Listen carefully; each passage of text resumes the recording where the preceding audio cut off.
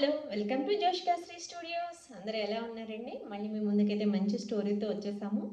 ఇదొచ్చేసి చాలా మంది లైఫ్‌లో రియల్ ఎగ్జాంపుల్‌గా అయ్యుంటుంది. ఇన్సిడెంట్స్ జరుగుంటాయి. సో, మీకు కూడా అలాంటిదేమన్నా జరిగుంటే కింద కామెంట్ సెక్షన్‌లో కామెంట్ చేయడం మర్చిపోకండి. నాకు కూడా అలాంటి రియల్ ఇన్సిడెంట్ జరిగింది. సో, అది కూడా నేను షేర్ చేసుకుంటాను మీతోని. సో, స్టోరీలోకి వెళ్ళిపోదామా? అనగనగా ఒక ఊరు. ఆ ఊరిలో కృష్ణయ్య అనే వ్యక్తి నివసిస్తూ ఉండేవాడనమాట. అయితే అతను పొలం పనులు చేసుకోవడానికి పొలానికి వెళ్తాడు. అక్కడ వలలో చిక్కుకున్న ఒక రాబందును చూస్తాడనమాట. దాన్ని చూడగానే అతనికి జాలి అనిపించి ఆ వలను తీసి రాబందును రక్షిస్తాడనమాట.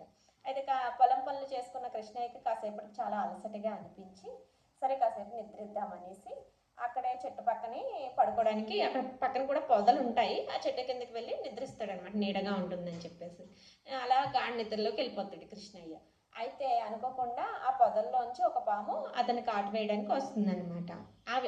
అక్కడ జరిగిన వృత్తాంతాన్నంతా పైనున్న రాబందు చూస్తుందనమాట. చూసి వెంటనే వచ్చేసి ఆ స్నేక్‌తో కొంచెం గొడవపడి తన కాళ్ళతో ఆ స్నేక్‌ని తీసుకొని ఎగిరిపోతుందనమాట రాబందు. అదంతా సడన్‌గా మెలుకువ వచ్చి చూస్తాడనమాట కృష్ణయ్య. చూసి తను చేసిన మేలుకి రాబందు ఈ రకంగా సహాయం చేసి తనకి ప్రాణం కాపాడినందుకు చాలా కృతజ్ఞత భావంతో ఉంటాడనమాట.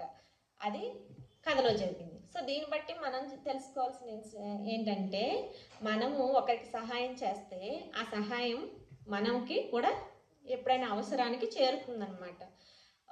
నా రియల్ లైఫ్లో జరిగిన ఇన్సిడెంట్ అన్నాను కదండి.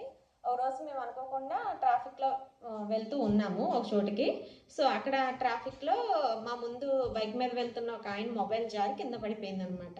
అది మేము చూసి వాళ్ళని పిలవడానికి ట్రై చేసాం కానీ సిగ్నల్ పడటంతో మూవ్ అయిపోయి వెళ్ళిపోతూ ఉన్నారు. సో మేము వెంటనే మొబైల్ తీసి వాళ్ళకి ఇవ్వడానికి ట్రై చేసాము, ఇవ్వలేకపోయాము. సరే ఇంటికి తీసుకెళ్ళిపోదామని చెప్పేసి మొబైల్ తీసుకుని ఇంటికి వచ్చేసాము అనమాట.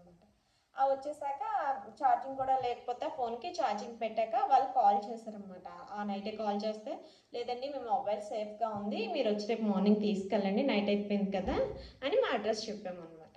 సరే అని చెప్పేసి ఆయన నెక్స్ట్ రోజు వచ్చి చాలా ఫీల్ అయ్యి తీసుకొని హ్యాపీగా థ్యాంక్స్ చెప్పి వెళ్ళిపోయారు. అయితే నాకు బాగా గుర్తు అనమాట. కరెక్ట్గా అది జరిగిన ఒక 6 మంత్స్ ఆర్ 8 మంత్స్లోగా మా హస్బెండ్ మొబైల్ ఐఫోన్ కూడా సేమ్ అలాగే రోడ్లో వెళ్ళేటప్పుడు బైక్ మీద వెళ్ళేటప్పుడు పడిపోయిందనమాట. ఇంటికి వచ్చి చూసుకుంటే మొబైల్ లేదు. టెన్షన్, ఐఫోన్ పోతుందేమో, ఎవరైనా తీసుకుంటే ఇవ్వరేమో అనేసి చాలా టెన్షన్ పడిపోయి, అందులోనే కొత్తగా తీసుకున్న ఫోన్ అనమాట. సో చాలా టెన్షన్ పడిపోయి కాల్ చేసి అడిగారనమాట మొబైల్. చేస్తే అప్పుడు ఒక అమ్మాయి లిఫ్ట్ చేసి లేదండి మీ ఫోను సేఫ్గా నా దగ్గరే ఉంది, సో మీకు అడ్రస్ చెప్తాను, మీరు వచ్చి తీసుకోండి మొబైల్ అని చెప్పేసి చెప్పారనమాట. సో అప్పుడు మేము వెళ్ళి మొబైల్ తీసుకున్నాము. చాలా థ్యాంక్స్ అని చెప్పాము. సో నాకు అనిపించింది ఎప్పుడో ఒక 6 మంత్స్ 8 మంత్స్ బ్యాక్ ఎవరిదో రోడ్లో పడిపోతుంటే మనకెందుకులే అనుకుంటా మేము తీసి వాళ్ళకి ఇచ్చినందుకు వాళ్ళు చాలా హ్యాపీగా ఫీల్ అయ్యారనమాట. సో అదే సిచ్యువేషన్ మాకు కూడా జరిగింది. కాకపోతే మేము ఆయన ద్వారా హెల్ప్ పొందకపోయినా దేవుడు అనేవాడు మనం చేసిన సాయాన్ని వాళ్ళ ద్వారా కాకపోయినా వేరొక ద్వారా అన్నా కూడా మనకు అవసరమైనప్పుడు అందిస్తాడు అని నాకు బాగా రియల్ ఎగ్జాంపుల్ జరిగిందనమాట.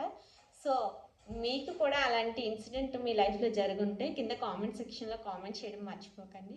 వీడియోని లైక్ చేయండి, షేర్ చేయండి అండ్ కొత్తగా చూస్తున్న వాళ్ళైతే సబ్స్క్రైబ్ చేయండి. మళ్ళీ కొత్త స్టోరీస్తో కలుసుకుందాం. Until then bye bye. Thank you all.